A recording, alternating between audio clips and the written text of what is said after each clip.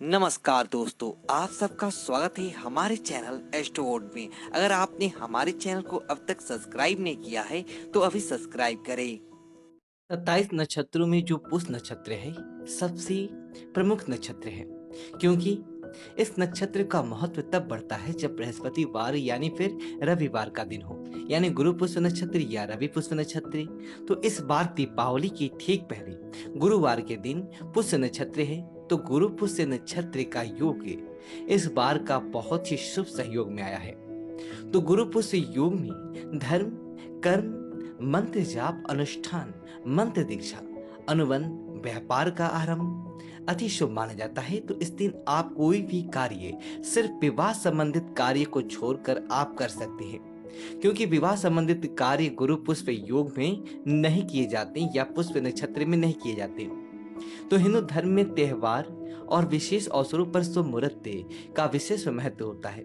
तो ऐसा माना जाता है कि शुभ मुहूर्त में अगर कोई काम करते हैं तो वह कार्य हमेशा सफल भी रहता है और साथ ही लंबे समय तक उस कार्य का फल मिलता है। तो इस बार जो पुष्य नक्षत्र है वो खरीदारी के लिए बहुत ही अच्छा है। तो ज्योतिष कहता है कि पुष्य नक्षत्र को बहुत ही अच्छा माना जाता है और धनतेरस दीपावली के पहले इस नक्षत्र का गुरुवार के दिन आने से इस दिन पूरे दिन रात आप कभी भी खरीदारी कर सकते हैं। तो इसके यहाँ पर देखिए, दीपावली के पहले खरीदारी और निवेश संबंधित कोई भी कार्य इस महामृत के समय में आप करें तो लंबे समय तक इसका फल मिलेगा। अब गुरु पुष्प योग इस बार 677 साल बाद आया है, यानी शनि और गुरु एक ही राशि मकर राशि में विराजमान है। खास बात यह है कि 77 सात नक्षत्रों में पुष्य को श्रेष्ठ नक्षत्र माना गया है और पुष्य सभी अनिष्टों का नाशक है। विवाह को छोड़कर तमाम कार्य इस दिन कर सकते हैं और पुष्य नक्षत्र श्रेष्ठ मुहूर्तों में से एक है। अभिजीत मुहूर्त को नारायण के चक्र सुदर्शन के समान शक्तिशाली बताया गया है, लेकिन जो पुष्य नक्षत्र है इस दिन बनने वाले शुभ मुहूर्त का प्रभाव अन्य मुहूर्तों की तुलना में सर्वश्रेष्ठ होता है। इस दिन भगवान शिव की भी विशेष विधान से पूजा की जाती है। तो पुष्य नक्षत्र का सबसे ज्यादा महत्व बृहस्पतिवार और रविवार का होता है। तो बृहस्पति देव प्रभु श्री राम इसी नक्षत्र में पैदा हुए थे और नारद पुराण कहता है कि इस नक्षत्र में जन्मा व्यक्ति महान कर्म करने वाला, बलवान, कृपालु, धार्मिक, धनी, विविध कलाओं का ज्ञाता और दयालु सत्यवादी होता है। मां पार्वती के विवाह के समय भगवान शिव से मिले श्राप के परिणाम स्वरूप पानी ग्रहण संस्कार के लिए इस नक्षत्र को वर्जित माना गया है, क्योंकि पुष्य नक्षत्र के स्वामी शनिदेव हैं। तो गुरु पुष्य योग में आप चूंकि यहाँ पर कोई भी शुभ कार्य कर सकते हैं और जो पुष्य नक्षत्र है अपनी उपस्थिति में लाखों दोषों का समन कर देता है। इस नक्षत्र में जन्मी लड़कियां, कन्याएं कुल खानदान का यश बढ़ाती है चारों दिशाओं में, और कई महिलाओं को तो महान होने का संज्ञान भी मिलता है जो पुष्य नक्षत्र के ही उस दिन का जन्म हुआ था। पुष्य नक्षत्र में कुछ ऐसे कार्य है जो नहीं करने चाहिए। मूर्त चिंता मणि नक्षत्र प्रकरण ग्रंथ श्लोक 10 के अनुसार पुष्य, पुनर्वसु और रोहिणी ये 3 नक्षत्र हैं जिनमें सधवा स्त्री नए वस्त्र और आभूषण धारण ना करे। नए वस्त्र भी धारण ना करे ऐसा लिखा है, मतलब कि इस दिन आप सोना खरीद तो सकते हैं लेकिन पहन नहीं सकते या फिर पहनना नहीं चाहिए। अगर हम बात करें तो इस दिन विवाह भी नहीं करना चाहिए, क्योंकि पुष्य नक्षत्र को ब्रह्मा जी का श्राप मिला है, इसलिए यह नक्षत्र विवाह हेतु वर्जित माना गया है। अगर बुधवार और शुक्रवार के दिन पुष्य नक्षत्र हो तो उत्पादकारी माना जाता है। इस दिन कोई भी शुभ और मंगल कार्य भूल कर भी ना करे और ना ही कोई वस्तु या वाहन खरीदे। चूंकि इस नक्षत्र के स्वामी शनि हैं, तो शनि देव के मंदे कार्य नहीं करने चाहिए।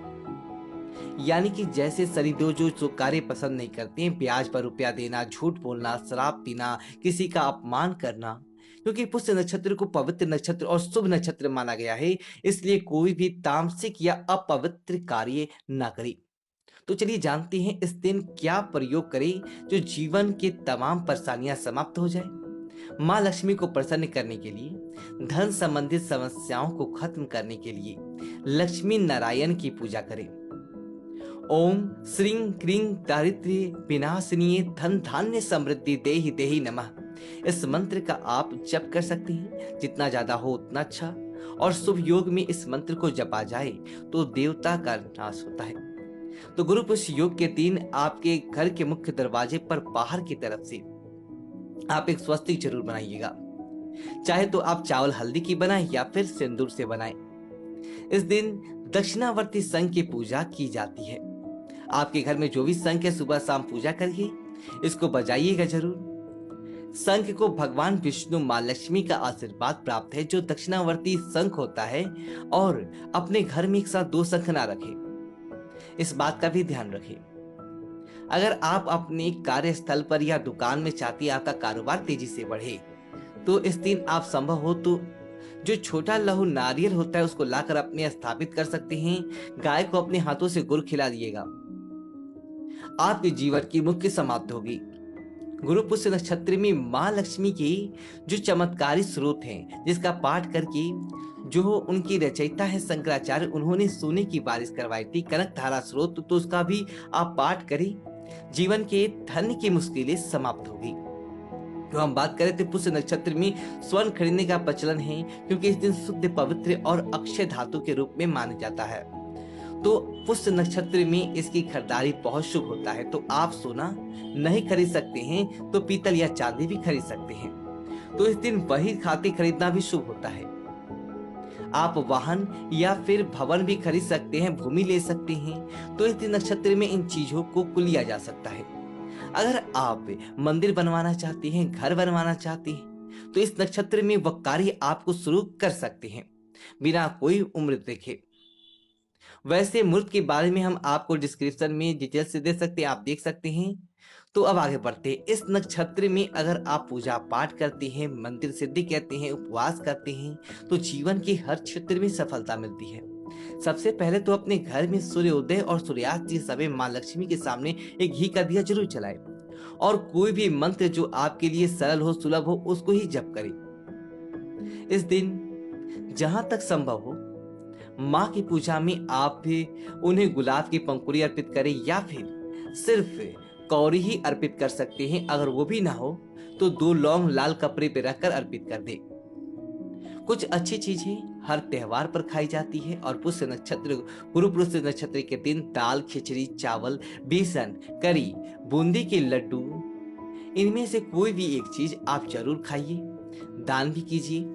क्योंकि इस नक्षत्र में शिल्प, चित्रकला और पुस्तक खरीदने का विधान है, यानी कि जो बच्चे हैं उनके लिए विद्या आरंभ भी किया जा सकता है। तो इस दिन आपको ऐसा कुछ खरीदना है तो ले सकते हैं। आप नए कार्य की शुरुआत तो कर सकते हैं, लेकिन इस दिन आप औषधियों को लाकर उनकी सिद्धि कर सकते हैं। इसने का मतलब है कि कोई तंत्र क्रियाएं आपको करना है, कोई वृक्ष के पौधे की जड़ लाकर आपको जैसे यहाँ पर करना है तंत्र क्रियाएं, तो आप कर सकते हैं। सिद्धियां प्राप्त हो जाएंगी और वह जल्दी लाभ देगा। आप भगवान सूर्य को अगर 1 लोटा जल अर्पित करें इस नक्षत्र में, तो सूर्य का दुष्प्रभाव भी समाप्त हो जाता है। फिलहाल दोस्तों वीडियो को लाइक करें और कमेंट बॉक्स में ओम नमः शिवाय लिखकर हमारे चैनल को सब्सक्राइब करें। धन्यवाद दोस्तों।